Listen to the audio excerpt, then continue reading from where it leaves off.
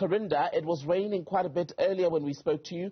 Give us an idea of where things stand as far as what has been damaged and the relief operations, if we're even there yet. Certainly, Thembekile, the rain has not subsided. If anything, it's gotten worse. Where I'm standing right now, it's on the outskirts of Inanda. We're near Sastri Park. And we came here because we heard of reports that people were stuck in houses because houses are flooding. When you tried to cross this area where the river is, we actually couldn't go across because of how badly the road is flooded. And of course, we had to ensure our own safety.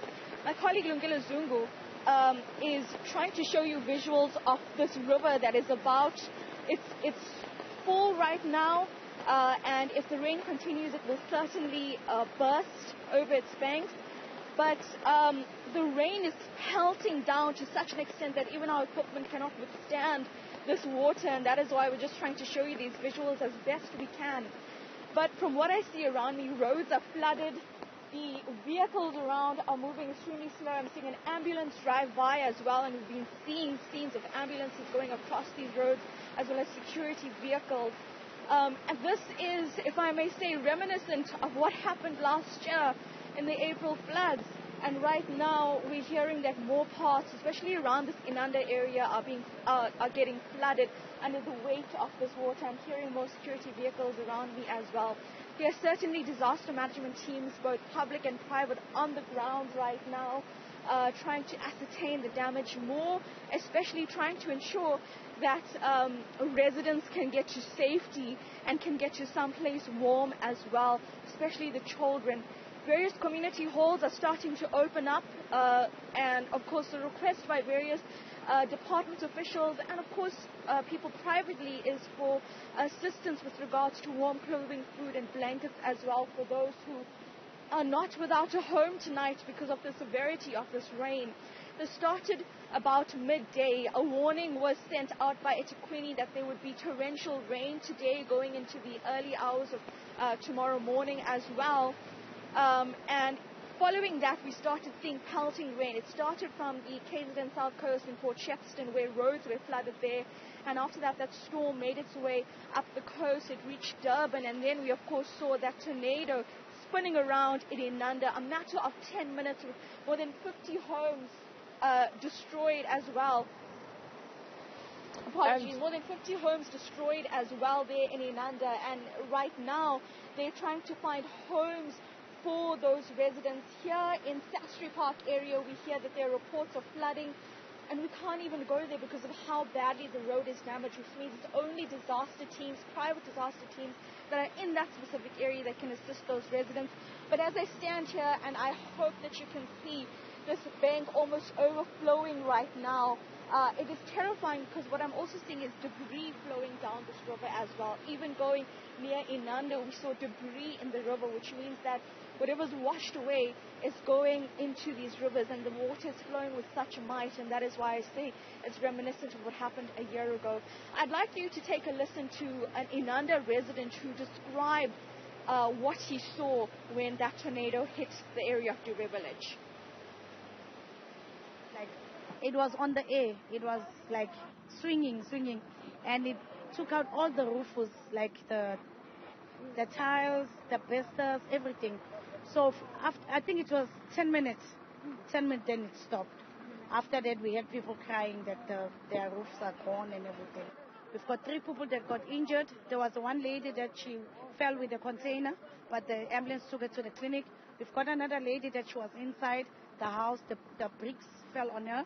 So we went in to help her. Then the ambulance came and picked her up. I think almost 50 houses, maybe more than 50 families are stranded on the road. We are about to go inside the area to see how many people that need place to stay. Then we can help out and find a place for them to sleep because it's like raining and everything is wet. Karinda, I want to talk more about the situation where you're standing now going into Inanda and surrounds, because as you were telling us, there's a river there that's now flowing quite heavily. Roads are already submerged, and that poses a serious risk, does it not? Because many people would be coming home at this time. I wonder if there's any effort to divert traffic or perhaps prevent people from going into spaces where it is simply too dangerous to venture at this point. certainly, Tembekile, some roads are closed right now. For example, like the road we were trying to go across to the community that's across this bank, this river here. It's closed because, of course, the disaster teams don't want anyone to be stuck in that water there, the swirling water. And as you drive over, you don't know how deep really it is or how strong the current is. And that is why some roads have been closed. But I must also tell you that earlier this afternoon, when the storm began, on the local WhatsApp groups, as you know, the community groups for various areas, there were messages that people were being sent home early by their employers because of the rain, because of the storm that they could see coming. This morning, in fact, there were large clouds hanging over the Durban area, and that only grew. The clouds became much darker as well before that storm actually imploded onto the city of Durban. It started again on the KZN South Coast and then made its way up the coast here to the city. And, of course, that tornado in Inanda as well happened in a matter of 10 minutes. Around me, there's still waterlogged roads. And of course, one of the other issues are reckless drivers, because even as I stand here, I do see some cars that are driving much faster than one should under the circumstances.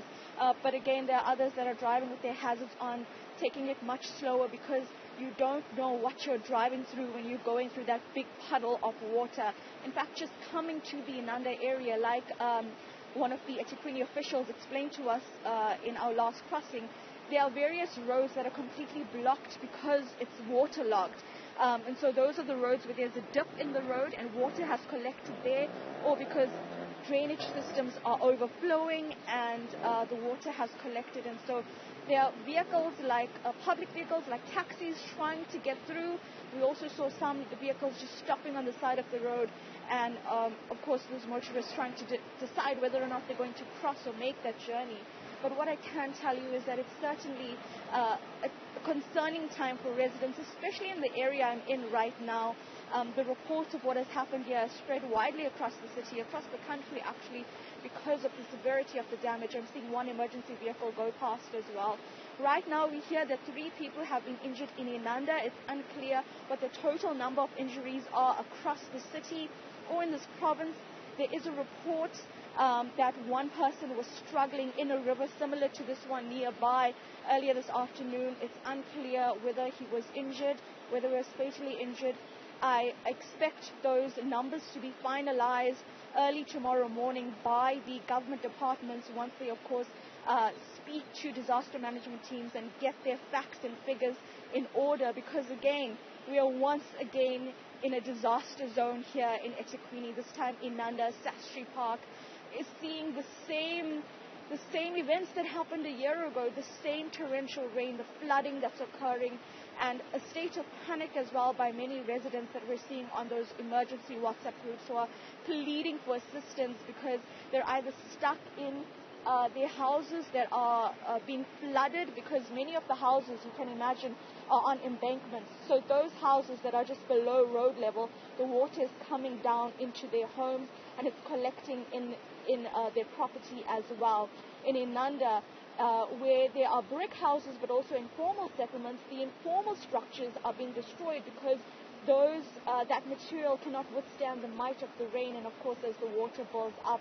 So the situation is varying across the city, but ultimately it's affecting residents very much the same.